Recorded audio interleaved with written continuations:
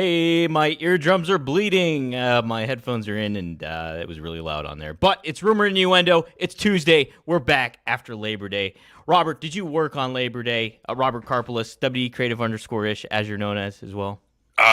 Technically, no. Unofficially, yes, I was still responding to emails and things like that. I'm also trying to pretend the fact that you're not dressed like Rick, the WWE sign guy.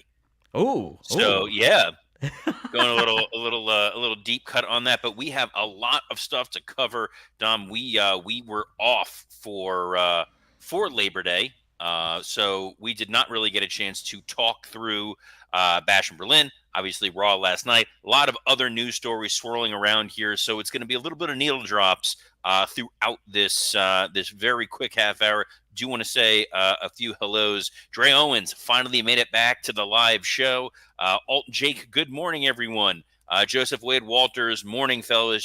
Joe, sorry about the Seminoles. And the Wrestling Old Head said, good after morning, RNI. It's Tuesday. Somehow feels like a Monday. And now I want to see Rhea Ripley versus Liv Morgan with Dom in a cage above the ring. Who's with me?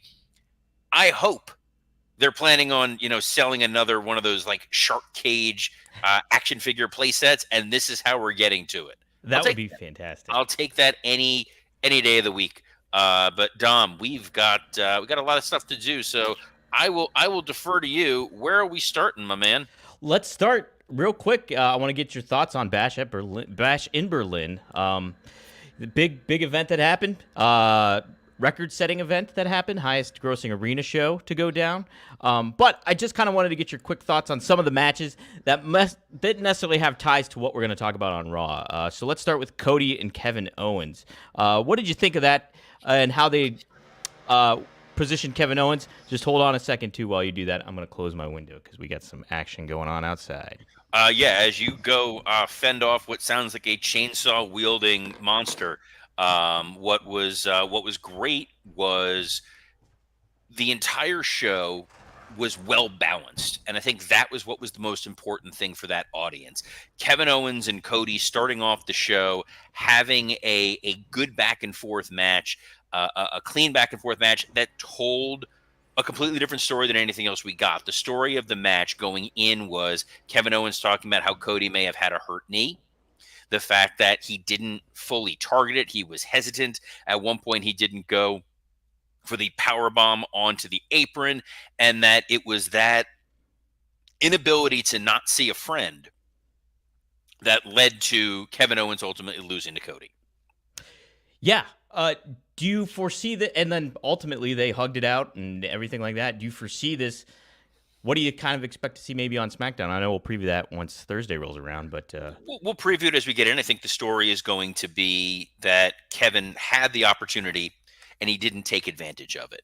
So there's a couple of different paths you can go down. It can be the Kevin trying to figure out who the hell he is while Cody focuses on Solo or wherever else the next challenger is. It's Kevin and Orton commiserating on how they both failed in their matches and how they are going to come out of it. A lot of fun paths going forward, and it's why I think that match in the show was overall very successful. Was you had very strong in-ring matches that have led to intrigue to build up after the fact. So there are still questions coming out of Bash in Berlin, and it's what made Raw particularly intriguing. right. That I wanted to add that the Gunther and Randy Orton match was really, really great. Some classic storytelling stuff like that uh, with those two, and then Orton just like embracing kind of the fan adulation there was really cool too. I thought, and added a whole nother level to the excitement of that crowd. What a fun match Gunther and Randy Orton was. There were a lot of question marks going into that. I think the first question mark was how is that crowd going to respond? They did not boo Gunther, but they did not boo Randy Orton. They treated this almost like it was a babyface match to some degree, but it did feel like the fans eventually understood the assignment and a lot of them wanted to see Randy Orton win. They gave this match a tremendous amount of time. They gave him over a half hour to tell this story. And it felt, when all was said and done, that it was a hard hitting, decisive win by Gunther. I absolutely loved the finishing sequence of this match. The sleeper hold and Randy breaking out of it, and then Gunther locking it in again, and then Randy breaking out of it and having this look of relief, only to get chopped on the back of the neck, and then the third time just sinking it in. It's old school storytelling. It's using a move that if I told you the main event ended with a sleeper hold, you'd be like, who cares? But it worked for these guys. It works with Gunther's offense. He's very different than what you're going to get elsewhere. And when you have someone who is different and credible, it makes it really fun to watch. If everybody's doing the same thing, if, for a long time, everybody's finishing move was a variation of the cutter. Right. So it lost its impact. Guys, not that I'm naming anyone in particular, who would use 7, 8, 9, 15 super kicks in a match, and you lose track of what's going on. A finishing move that feels like a finishing move is incredible. And when you can make a sleeper hold seem truly devastating, and Randy Orton sold this like he was damn near dying. Yeah. Like when his lights went out, like the audience faded with him. It was perfect. It was a great story. Randy begrudgingly shaking Gunther's hand after makes Gunther a really fun heel, because Gunther is a heel not in the sense that he's doing a lot of cowardly stuff, but the fact that he can say he's going to beat you, and then he beats you, and you kind of have to begrudgingly respect him while still hating him. And he's manipulative too, and we see that coming up on Raw too on Monday.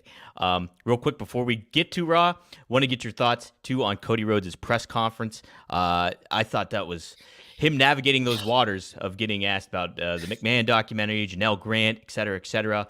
I thought really well handled. Really speaks to why Cody is the face of the company, and it added to that the fact that Triple H put the trust in him, the confidence in him to give the attendance numbers when he wasn't there. So I wanted to just get your thoughts on that real quick too, Robert. So, peek behind the curtain earlier today on our working stiff group chat. We've been having a lot of back and forth about wrestling journalists and wrestling journalism and the way that people conduct themselves, including in those press conferences. And I think a lot of people are looking for a gotcha moment, a clickbait moment. And it's why the wrestling industry, WWE in particular, for many, many years, never let a dirt sheet writer anywhere near having a conversation with a wrestler, because they're not playing by the same rules. They're not up to the same standards. We know what Bruce Pritchard thinks of Dave Meltzer.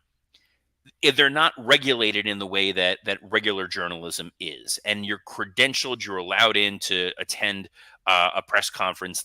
We'll use the White House as an example. You're vetted, you're there. Yes, you can theoretically ask whatever you want. It's a good way for you to be immediately shuttled out.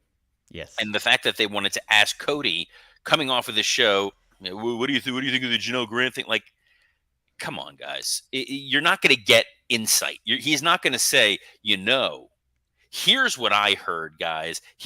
I've talked to Janelle Grant. Here's the information I'm going to.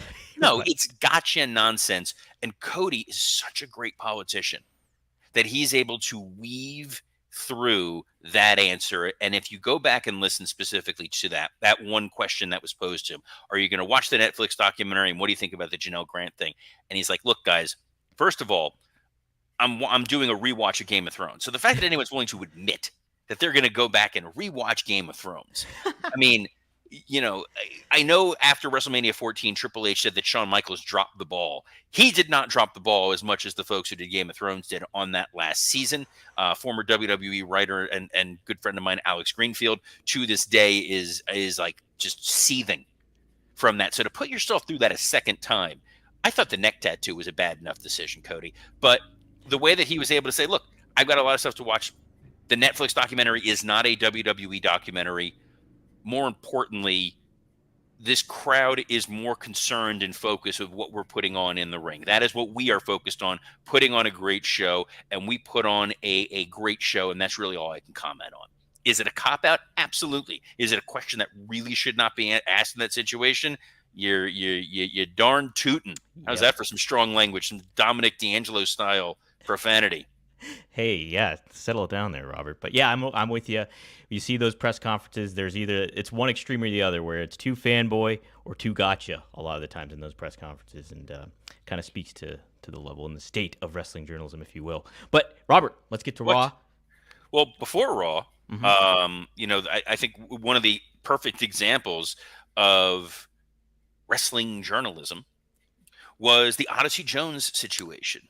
Yes. This is our show is called Rumor and Innuendo. We're talking about what these things are talking about there. We're not holding ourselves to that same standard of saying this has been checked, rechecked, and checked again. The idea is here are the rumors, here's the innuendo, here's what people are saying out there. And people caught on to the fact that Odyssey Jones's profile was taken down from the WWE page, and it led to rampant speculation. It did. It did. He's off the roster page. That we don't know all the details that happened with Odyssey, why he's just immediately gone. Imagine something will come to fruition at some point here. But yeah, a curious case of Odyssey. So, some may say it's an Odyssey of Odyssey Jones, Robert. I won't, because that's ridiculous. But what I did like, if there was one person who I think capitalized on this situation, and I will pause you have to parse this a little bit. No one wants to celebrate or be happy if somebody did, in fact, lose their job. We do not, as of 12:11 p.m. Eastern Standard Time, when we are recording this show, in case you're going back later, listening to the audio version, reminder, Dom, post the audio version on Spotify, iTunes, and the like. We do not know what's going on with Odyssey Jones. WWE has not come out with a statement whether he is on the roster, not on the roster. If he's still on, I think what he was doing on the show was tremendous. I hope that nothing occurred behind the scenes that would have led to him having been removed from the company. The times that I have met Odyssey, he's always been a very pleasant, very affable guy. That being said, Xavier Woods went on to Twitter, onto X during the show, right before Raw, and just basically posted, "I had nothing to do with it. Don't look at me." If this is all storyline and we're just working the smarks, cool.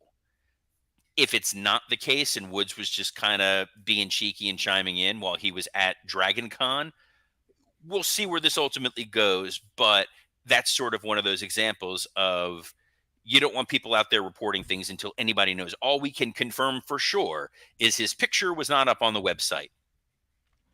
Dom? That's basically it. Yep. Yeah, let's get to Raw. We had Joe Tessitore taking the lead now. Robert, I was really impressed with him. I did not mixed reaction, mixed bag, I would say, on social media. But if you're a sports fan, he added another level to it, I think, a level of calmness, but then did the wrestling aspect of acting, like reacting to stuff that was egregious. When the heels did stuff, he was great in that role. I was really impressed, and I'm kind of looking forward to seeing him grow with Wade Barrett on Raw. Loved what Joe Tessitore did on Raw. Mm-hmm. Loved the seriousness that he brought to it. You know, the complaint for years was people were sick of what old version of Michael Cole was doing under the Vince McMahon thumb. There are a lot of people who are used to Jim Ross. Jim Ross can get really excited, really overly animated. Not every commentator, not every announcer was really doing that. You don't want someone that's just going to be a carbon copy of it. We've seen some folks come in and out of that chair that were fairly unremarkable. I know a lot of people really enjoyed what Mauro Ranallo did. My personal thoughts on Mauro aside, I think that he brought a different vibe to what Monday Night Raw was. I think Joe Tessitore brings a very straightforward, very direct role as the guy who's directing traffic. Saying directing a lot here. It did feel like an adult calling professional wrestling. It did feel like he was giving this a sense of gravitas, a sense of seriousness to it. And for me, it was especially difficult to hear Joe Tessitore's voice because he called the Gator game on Saturday, Dom. What, did he really? He was yes. Him and Jesse Palmer called the University of Florida, University of Miami football game. So the degree of post-traumatic stress disorder I was personally experiencing hearing Joe Tessitore's voice cannot be quantified, but it's not going to stop me from watching the Gators take the field on Saturday against Sanford. This may be our one win of the season, guys, but I will be there, and it's not going to stop me from watching and enjoying other footballs.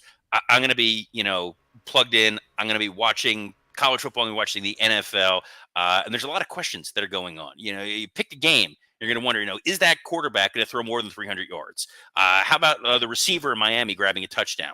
If you guys check out DraftKings Pick 6, the newest way to compete against others and play fantasy football to win cash with DraftKings. Pick a player and choose if they'll have more or less of a stat, like yards, touchdowns, catches, and more. It's that simple. You don't need to be an expert. Even Dom can figure this out. You get your picks right and you'll win cash. Download the new DraftKings Pick 6 app now and use code RUMOR. That's code RUMOR for new customers to play $5 and get $50 in Pick 6 credits guaranteed. Plus, you get 1 month of NFL Plus Premium on us. It's on you and I, Dom. We're springing for this. Offer expires September 19th only on DraftKings Pick 6. The crown is yours. Gambling problem? Call 1-800-GAMBLER. Help is available for problem gaming. Call 888-789-7777 or visit ccpg.org in Connecticut. Must be 18 years or older. Age and eligibility restrictions vary by jurisdiction. Pick 6 is not available everywhere, including New York and Ontario. Void where prohibited. See terms at pick6.draftkings.com/promos. One per new customer. Reward issued as $50 in non-withdrawable Pick 6 credits that expire in 6 months. NFL Plus Premium offer available only to new and former NFL Plus subscribers. Additional NFL Plus Premium terms at NFL.com/terms. Part of me is very much marking out for the fact that DraftKings is a new sponsor here on Rumor and Innuendo. I have been a DraftKings fan. I have had the DraftKings app on my phone for quite some time, and it does make it a little bit easier when you're watching the games on a week where either the Gators are getting shellacked or they're not playing, that you're plugged in and you're watching every game and living and dying by every play. Absolutely, Robert. I'm in the same boat. I love DraftKings. I'm very excited to have them as a sponsor on here. And yeah, can't wait to download that Pick 6 app and check it out. So promo code rumor. Look, you spend $5, you're gonna get $50 on that app to use. Anybody, even Alt Jake can figure this out. Alt Jake, who admittedly says he doesn't follow enough to bet on this. You're picking more or less. Like this is not rocket science here. What was not rocket science, by the way, was the way that Raw laid out the path to bad blood. Absolutely, they did really fun stuff. The red herring of CM Punk wanting to move on to challenge for the World Heavyweight Championship, just placating to the fans and all that stuff, and boom, Drew McIntyre almost literally pulls the rug out from under him and starts beating him down. I loved that so very much. The way that Raw opened, you open with the Judgment Day stuff. You open with Rhea going after Liv, Dom kind of trying to distract her, and then Rhea's ankle being hurt and Priest going in to save her meant Damian Priest was still embroiled in this Judgment Day storyline. He was still, just like Rhea, obsessed with revenge on Dom, revenge on Finn, all through the Trojan horse of Rhea saying, hey, we won on Saturday, which means I want my women's title shot. And the fact that Priest had to go in and save her and is now still pulled in to the Judgment Day world means he can't be going after Gunther. We know that Randy Orton is back on SmackDown, so you can't do a rematch. So that question of who's going to step up and face Gunther was looming large, and some of the journalists out there were saying it's going to be CM Punk. And WWE was like, hey, we'll gladly play that game. I loved Punk's promo. It was short. It was to the point. This idea of, I beat Drew. Drew's in the rearview mirror. Let me restate that mission statement. When I first showed up here and said, I'm here to make money. I'm here to be champion. I want that title. Gunther, I'm coming for you. You're like, oh, cool. That's a huge match for Bad Blood. But if you really thought about it, even for just a second, you're like, that's maybe too big a match for Bad Blood. Drew attacking in the hoodie. This was an example of where Joe Tessitore shone, whatever it was. The idea that he was selling this as they were tacking on the announce table. What the hell is going on here? What is wrong with you, Drew? Wade Barrett trying to interfere a couple times to help his friend. The attack on Punk was particularly vicious. The ripping apart of the bracelet and shoving the pieces in Punk's mouth. So when he hit him, the pieces went flying. I don't. Someone said in the comments section when Gunther chopped Orton and the sweat shot off of him. That was cinema. when this happened here, that was another they thought through that moment perfectly. The EMT attack after, where he went after the eyes, which I'm sure Cody was watching, being like, "Oh, I saw that on Game of Thrones." You know, the thing with the eyes. Oh my God. Horrific. Love all of it, because now you went from I want to see Punk versus Gunther to, oh, we're getting a third Drew match, and it's going to be worth it. Yeah, it got me all the more excited for it, especially how like Punk kind of just teased that he was moving on, and that did not happen. I did really enjoy, to your point, what Joe Tessitore had to deliver in that. Even him kind of telegraphing that's Drew McIntyre in a hoodie. He didn't wait for him to like show it up. He was like, it's Drew in the hoodie. I liked it because you can see him. He can see him right there. You don't have to be stupid anymore. You can be like, there's a guy standing there. He's wearing a hoodie, but he's a foot and a half away from me, and I recognize who Drew McIntyre is. So I'm going to say who that guy is. Right. He doesn't have to wait for it or anything like that. It was really well done. To what you're saying too, Gunther now has to pivot and gets an old opponent in Sami Zayn, which, Robert, I have to admit, like the intrigue of this match happening made me completely forget they even had a match at WrestleMania. So it felt like a brand new match to me coming up. The way that Sami positioned this idea of Intercontinental champions in the past go on to become world champions, and he rattles off Randy Savage and Steve Austin and Triple H and The Rock, and is like, Gunther, you're following that trajectory. I just was the Intercontinental champion. I needed to step away, figure out who I was going to be. I now realize, I want to go be world champion. I want to go win this title that I've never won. And as the guy who beat you before, I'm going to do it again. What's beautiful about this is, that audience is going to be 100% on board behind Sami Zayn. In a window of time, Sami Zayn can get any feud over. The audience is going to be all about him. They're not going to remember he just lost to Braun Breaker. They're not going to remember that he had a somewhat uninspired Intercontinental title run. They're gonna be able to tell that story now of, I've wanted to be champion. This is my chance to be champion. I'm gonna take it. A little surprised we're giving it away this early in the Gunther run, but it is absolutely a great resume builder for Gunther. And what makes this really interesting, there's a little bit of like a breadcrumb that they've kind of put out here, because right before Sami went away to go think things through, to go sit on a rock and stare out at the ocean like Hulk Hogan, he was supposed to team up with Jey Uso to go after the tag titles. And Jey Uso seemingly now has a new partner in crime going after the tag team champions, Finn Balor and JD McDonough. Yeah, that's right. Rhea recruited Jey Uso and got Damian Priest in the main event here against Finn Balor and JD McDonough. It was fun. I mean, obviously the crowd is super into Jay and that stuff. So it's just a best of both worlds when it comes to like getting your baby faces aligned with one another and making them seem, like baby faces and like what you want with friendship and everything like that. People can relate to that, live vicariously through them. And I think this was a good example of like, hey, strange bedfellows together, working together to kind of defeat a bigger cause. Well, they told the story. Hey, I went through the same thing you went through. I was in a group. I was in a gang. We did a lot of bad things. I got out of it and then turned around and realized, oh, man, I don't really have any friends and I'm on my own. And people did ultimately embrace me. I'm going to do the same thing to you. Now we're going to be able to go after the tag team titles. But also, Jey Uso is going into that four-way number one contender match for the Intercontinental title. And why Sami's promo was triply as wonderful. This was like those Russian nesting dolls here. It was reminding people, oh, when you're Intercontinental champion, it's a stepping stone to be world champion.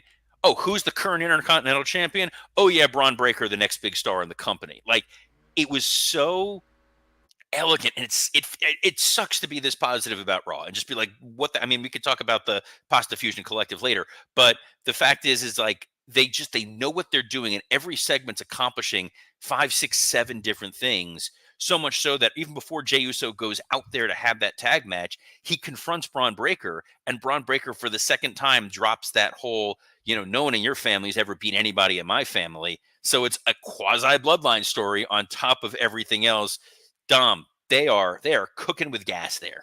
They really are. It's really fun stuff. ties to the history of the business and to legacy of people, but also it's like captivating storylines. Stuff is everything. If you're a comic book fan, that's what you like to see when stuff like this goes down. You want to see continuity and the universes tie together and everything like that. And we're really getting this right now with what WWE is putting on Raw and as well as SmackDown too, to an extent as well. So, but yeah, I loved this episode. I wanted to get your thoughts on the opening stuff when it came to the Alpha Academy defeating, or not Alpha Academy, America's, what is it? Team America? American made, dumb. American They made, are. yeah. They are American made. Made. That's the closest you're getting to me singing ever on this Yeah, show. baby. I love it. It was fine. You kind of got to move away from one feud to get to the other, which is to get to that Wyatt 6 street fight. Next week is the season premiere of Raw because they know they're going up against football and we got to give you big matches. So when I think street fight, I think dude in a giant bunny costume beating up a former Olympian. Don't you? We also went from never getting a mixed tag match to like 3 in a week and a half. Right? Someone's unlocked this and they're just not going to stop. And something that may need to stop, as much as I love some of the members of this group, the Pasta Fusion Collective is a just giant black hole of entertainment on the court. Like, I'm looking at the run sheet of this show of what happened on it, and it was just like Rhea segment, great. 6-man tag, great. Zelina Vega, Shayna Baszler. CM Punk promo, great. Dragunov, Dragon Lee Dom match, great. Damage control going for the number 1 contendership, great. Gunther, great. Like, everything else worked. And then there's this. And I have said before, I am friends with Shayna Baszler. I really, really like her. I think Sonya Deville was very captivating when she was trying to be the GM or the assistant GM or whatever that is. Zoe Stark is someone who at least she loves the business, so I can at least support that. The three of them together just feels like 2008, 2009, they exist so that they can get beat by Michelle McCool. There's that. It feels like a faction to have a faction almost. It just does not tie in really well. Robert, with Labor Day happening and it feeling the unofficial end of summer happening, I kind of wanted to get your perspective on this over the course. I thought about this for the course of the past couple of weeks. Has this summer been the best summer WWE has had, at least since the summer of CM Punk? I was kind of thinking about this overall, and it was like, man, they did a really good job this year. And I can't come up with another one that really stood out. This has been some of their best work they've had in the quote-unquote off-season of WWE. Yeah, I think last year was probably one of the strongest creative years that they ever had, especially during downtimes. You think back to that Bloodline Civil War story that they took. They really had a number of stories going in to the summer and SummerSlam last year that felt important, that felt meaningful. But yes, this year feels like there really is a concerted effort to make every Raw, every SmackDown memorable, meaningful. Even if they've been just somewhat passably meaningful, it's still infinitely better than what we've had in the past. It'll be interesting to see next week, since it's WWE week on USA, how they respond to that. SmackDown moving over to USA. We'll talk about that a little later this week. But I think this is probably one of the strongest summers they've ever had. And what's great is there are still so many different directions for them to go towards, and people still be engaged by it. The biggest benefit I think they've had is doing some of these PLEs internationally, having a hot crowd. And if anybody knows what it's like to perform in front of a hot crowd, it's Mr. Rob Van Dam. That's right, Robert. Yeah, we just new episode just dropped yesterday, 4:20 p.m. on rvdtv.com. Rob pays homage to Sid Vicious. He also gives some detail about the potential of Sid having that stage 4 cancer due to the Roundup weed killer and stuff like that, and gives a little bit more insight to that. Yeah, him being a chemical salesman, I guess, with the farm companies and stuff. So tune into that. We cover the Vince McMahon documentary as well on there. So rvdtv.com. Hey, tomorrow, If you tune into OneTrueSportTV.com, you will see me and Fonzie live at 7 p.m. Eastern Standard Time. We are going to talk about his Hall of Fame or his Cauliflower Alley Club induction as a referee and all the events that went around that. And we'll do some giveaways too. So go to OneTrueSportTV.com and also check out Straight Talk with the Boss Magnum TA Greg Gagne on FourHorsemenNetwork.com. So be sure to check that out. Robert, was a great some working stiff stuff happening. We had a little cameo with Mike Yes, Lawrence so on there. there's a bunch of stuff up on Working Stiff. There's for the $10 tier, the Southern Sports Entertainment with tier. I talked about sort of a what if Randy Orton had won at Bash in Berlin, and it's kind of interesting to see how fortuitous some of that conversation wound up being based on what we've seen on Raw last night. Myself and Scott Chaplin sat down and we broke down all things Bash in Berlin. We talked a little bit about the Vince Netflix documentary, and Mike Lawrence did a run in. Scott and I will be back this week to talk the fallout of that, to also talk the AEW pay-per-view. Believe it or not, there's a pay-per-view coming up. Yeah, geez. It's insane. And also, because Alt Jake dropped it here, No Mercy was a great show, too. Yeah, NXT is quietly putting together a hell of a run. So I have a feeling we will be touching on that on Working Stiff, but we'll be touching on all of the big news tomorrow and the rest of the week at noon Eastern on a plethora of platforms, including the WWE Creative_ish X account, the SE Scoops X account, and on YouTube on Working Stiff, ad-free shows, and Rumor and Innuendo. So on behalf of the wildly gesticulating Dominic D'Angelo, I'm Robert Karpolis. Best of luck in your future endeavors. Thank you, Director Robert.